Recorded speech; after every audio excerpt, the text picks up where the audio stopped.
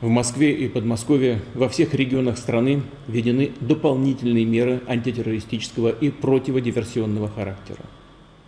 Главное сейчас.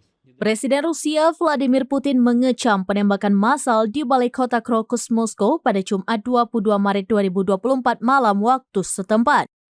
Putin menyebut serangan itu adalah tindakan yang biadab. Jumlah kematian meningkat menjadi 133 orang dan 120 orang lainnya terluka. Sejauh ini 11 tersangka termasuk 4 pelaku yang terlibat langsung dalam penembakan tersebut telah ditahan pada Sabtu 24 Maret 2024. Otoritas Rusia mengatakan beberapa tersangka tertangkap di dekat perbatasan menuju Ukraina.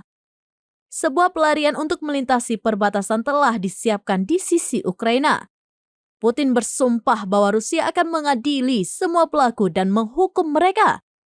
Tidak peduli siapapun mereka, siapapun di belakangnya, karena telah melakukan kekejaman terhadap rakyatnya, seperti dikutip dari RIA Novosti.